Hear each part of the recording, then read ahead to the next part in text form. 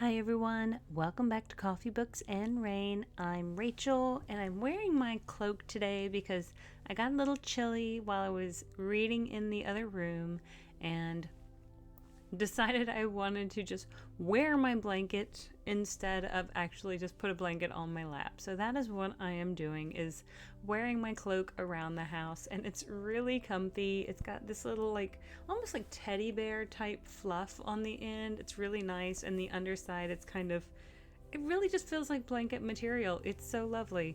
But I love it. It's really comfy and cute. And this is probably the best bow I have ever tied in my life. So to prevent myself from untying it, I just take it off and on. I don't know how I tied this bow, but that's when I tied it, I was like, okay, I can never untie that because I don't know how I actually did it. So anyway, today, we're not talking about bows or my cloak. We are talking about the Otherwhere post by Emily J. Taylor. Now, Emily J. Taylor came across my radar when I read her book, and I actually brought it over here, Hotel Magnifique by Emily J. Taylor. And I've had this book on my other shelf in the living room for probably about a year to a year and a half. And I will be completely honest, I have not yet read this book. It looks beautiful. I picked it up at Barnes & Noble when it was probably like buy one, get one half price because I heard such great things about it. Still haven't gotten to it yet because my TBR is always overflowing.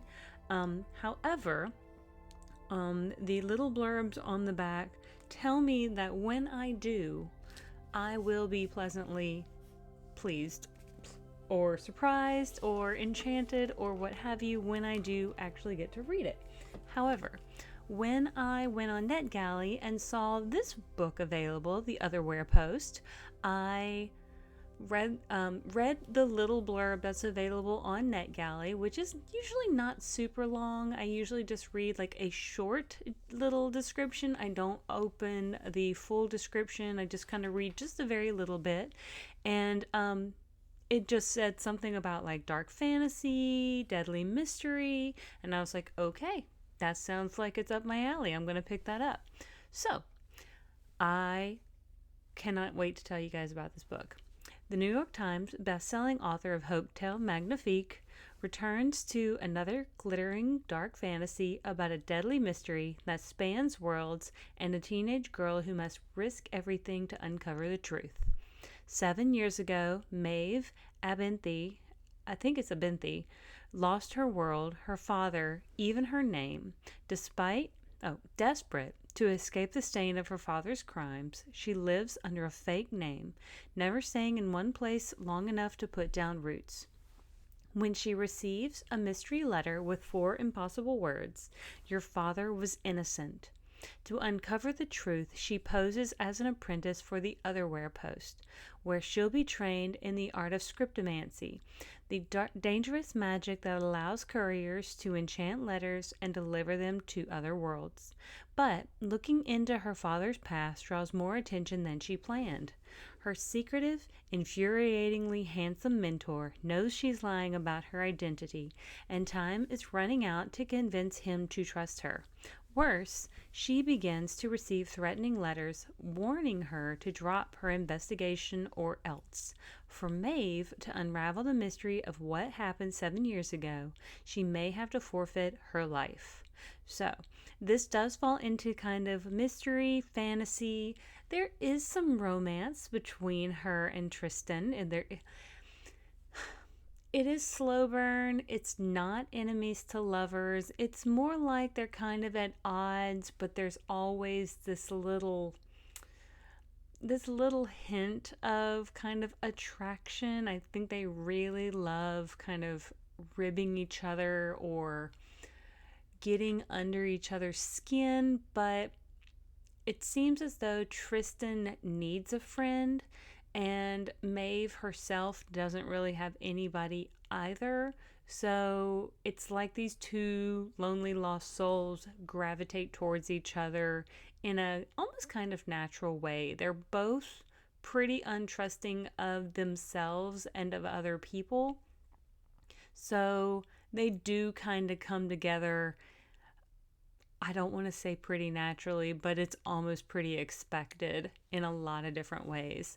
And it is young adult. It's pretty clear that it's going to be a young adult novel, but it's really, really well done.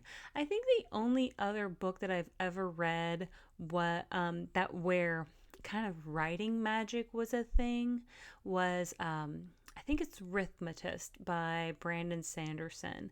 But this is a completely different sort of magical system with regards to writing, because this does kind of involve like the inks that are used and symbols that are used, and there's a lot of different things involved to make this sort of magic system work.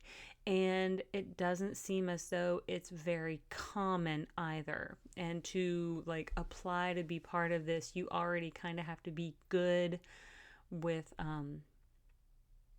I guess like writing in general. So you have to be really good with writing and have a basic knowledge.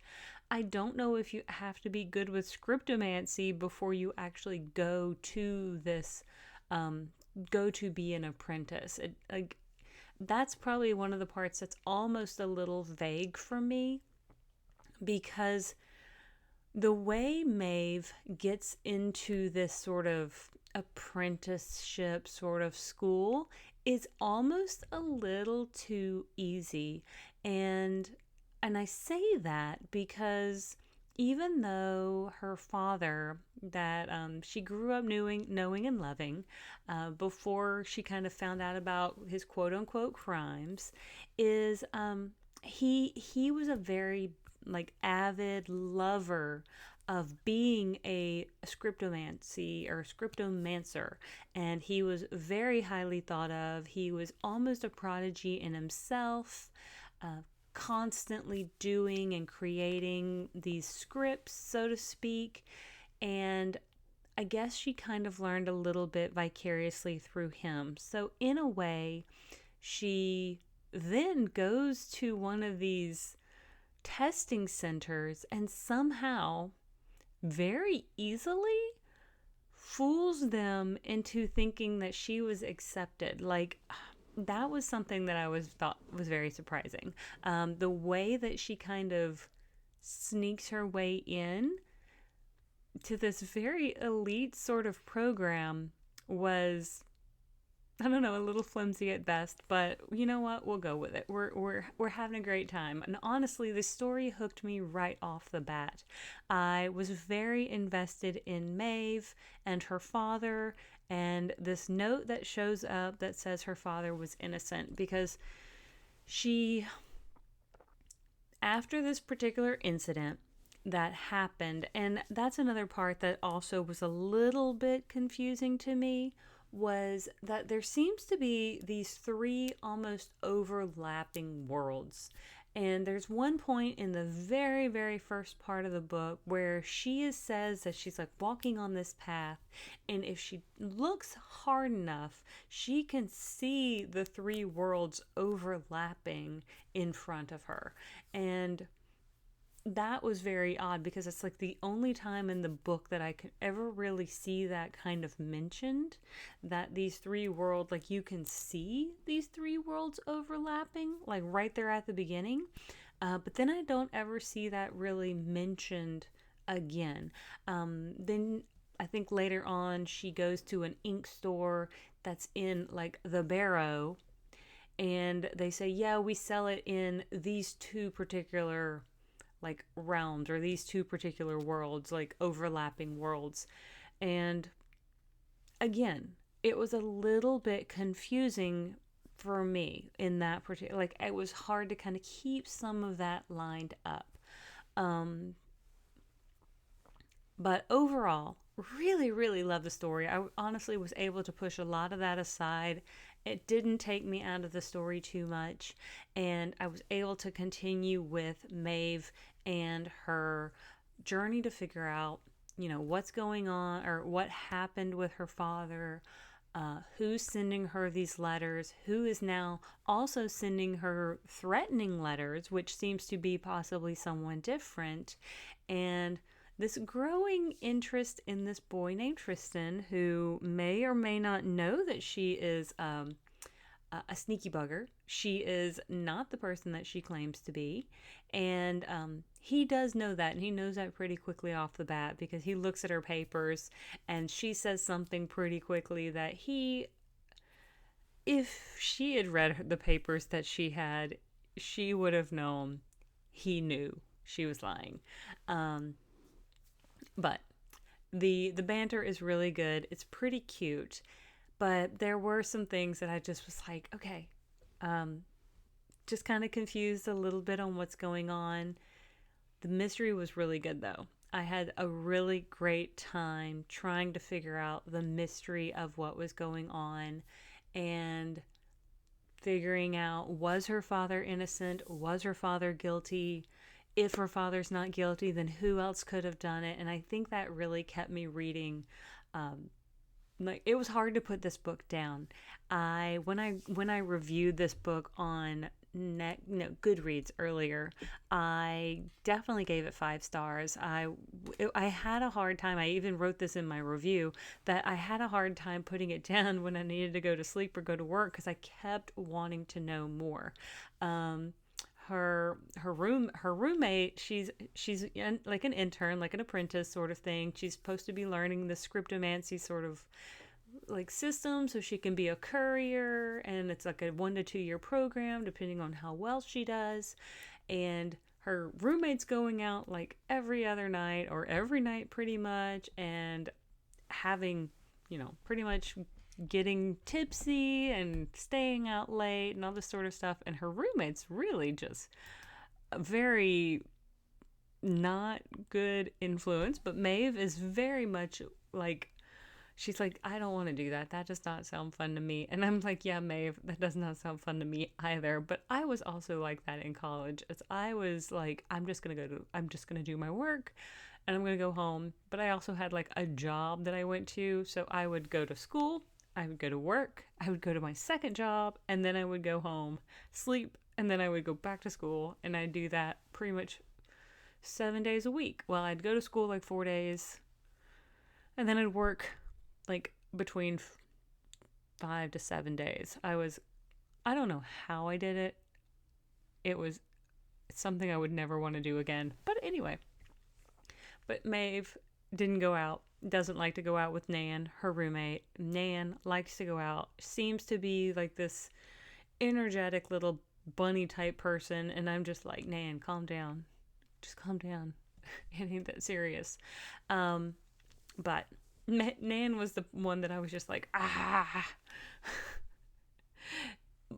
So I'm just trying to think. I don't want to give things away with regards to the story. So I'm trying to dance around some of the things that may be spoiler-ish. Character-wise, I think the characters were really developed well. I like the twists and turns. I think I was pretty much left guessing as to what was going on and who it might be up until the very end. Really liked the world that was developed, and gosh, they're like, could there be more? Sure. Like, would I love to see more about this scriptomancy and more in this world? Absolutely. That could be great fun. Do I expect more? No, not if she doesn't want to. I don't think we have to if she doesn't want to write anymore. Not required by any means. But could the world offer more mysteries? Absolutely. And love to see it if she wants to. Because I just think with this sort of dark academia, there is always that possibility to explore. But maybe it won't be as personal to Maeve with regards to her dad. Maybe we can explore something else. But you never know. Never know. Just trying to think if there's anything else that I wanted to talk about. No, I think that'll do it. Just like I said, I was trying to keep it pretty vague, so I didn't do any spoilers. Enjoyed the story a lot, And I didn't tell y'all when it was coming out, but it should be out now. It released on February 25th of 2025. It's approximately 400 pages in hardcover, so should be out. I can expect this book to be out. If this one was available at Barnes and Noble, her first book was available at Barnes and Noble, then I would expect that this next book is also going to be available in a fairly mass-produced sort of setting. I think I also saw that this book was going to be available as like a Good Morning America like book club read or something. I'm not sure where I saw that, but I think I did see that somewhere, that this may be a book club read for one of the various book clubs that's out there as well. But I'm just so glad I got the opportunity to read it, because it really was a very good read, a very, very richly developed world. And I think Emily Taylor is a really good writer. So I can't wait to hear or see more from her. And eventually I will get to Hotel Magnifique. It's going to be a good read. I've just got to find time. I think currently I have 17 books already approved for March and 20 books already approved for April. So I've got to get busy, like get to reading. So with all of that being said, I want to thank you guys so much for being here, for liking and subscribing, for, if you haven't already, I hope you will. I hope you'll stick around and leave a comment down below if there's something that you're looking forward to or something that you're reading. And I will see you guys on the next page. Thank you for joining me on this journey, and I hope you have a great one.